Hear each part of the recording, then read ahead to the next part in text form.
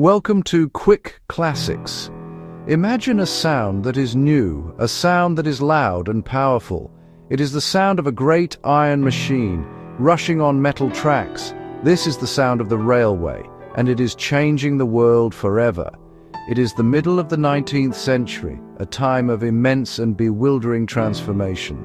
Cities like London grow bigger and bigger, factories darken the sky. The hurried footsteps of millions beat through the streets.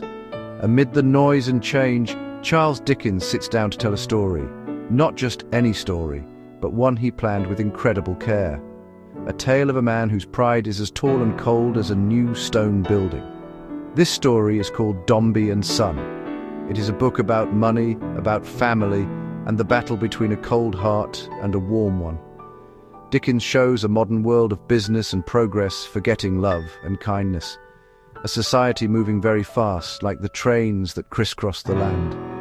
And he fears humanity might be left behind on the platform, forgotten and unclaimed. The firm of Dombey and Son is not just a business. It is a world unto itself. Ledgers scratch and ink blots bloom. The air smells of old paper and money. At its heart sits Mr. Dombey, formal, rigid, the firm personified. His thoughts, its success, its reputation, its continuation. The world is split in two, things useful to Dombey and Son, and things that are not. Handsome, well-dressed, steeped in self-importance. His face is a mask, satisfaction or stern disapproval, and little else. He believes wealth and position place him above ordinary humanity. Feelings are untidy distractions from business.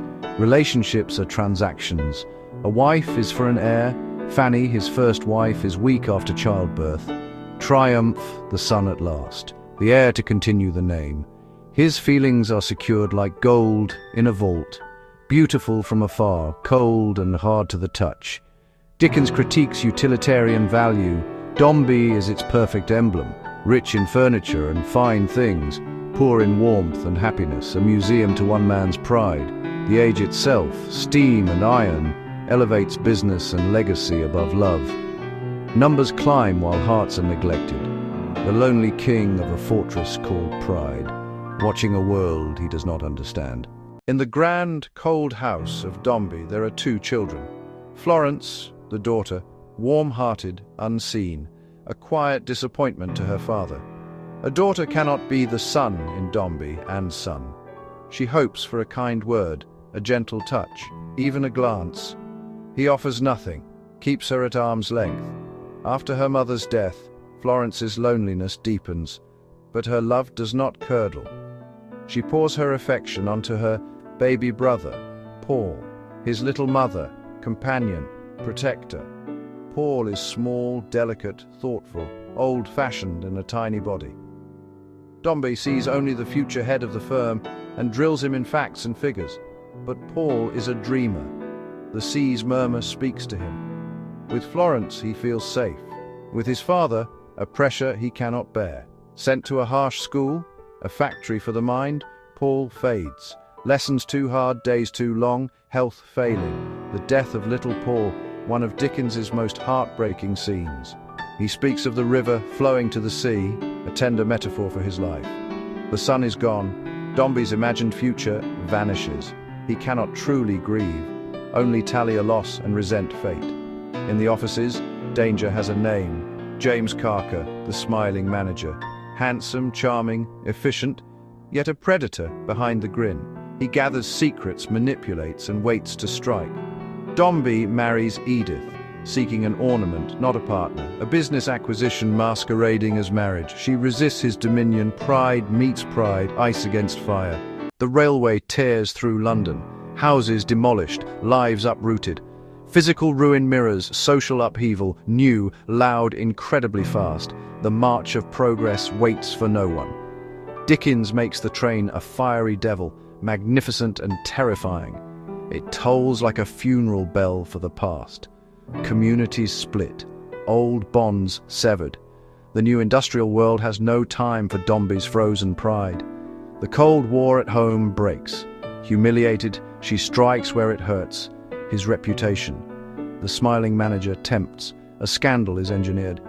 Edith departs, London gawks. Carker believes he has checkmated the king. Betrayal absolute, pride shattered, rage ignites pursuit. Across Europe, Dombey hunts the usurper, but Edith uses him as he used her, then leaves. His design collapses. Fear takes hold. He flees back to England, drawn to the railway's terrible gaze. In a brutal instant, the iron monster destroys him. Modernity he sought to master beats him out of shape, ends the smile forever. His crimes unfurl, theft, speculation, ruin. The House of Dombey collapses, wealth, company, reputation, gone. The proud man brought low, alone with the truth of himself. Pride's fortress has crumbled. Inside, a suffering human being. At the edge of despair, a gentle hand stops him.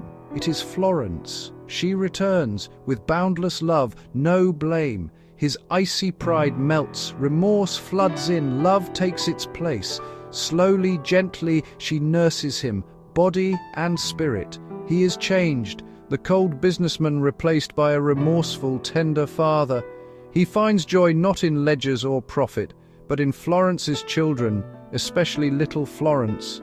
Dickens's message: it is never too late to change. Love redeems the proudest hearts. Forgiveness heals deep wounds. Pride and material wealth bring ruin. True wealth is human connection. Look past ambition and commerce. Invest in each other. The fall of the House of Dombey is a tragedy. The rise of Mr. Dombey's heart, a triumph. The iron world is powerful, but the human heart is more powerful still. Dombey and Son endures because its themes are timeless. Don't forget to subscribe to QuickClassics for more literary journeys.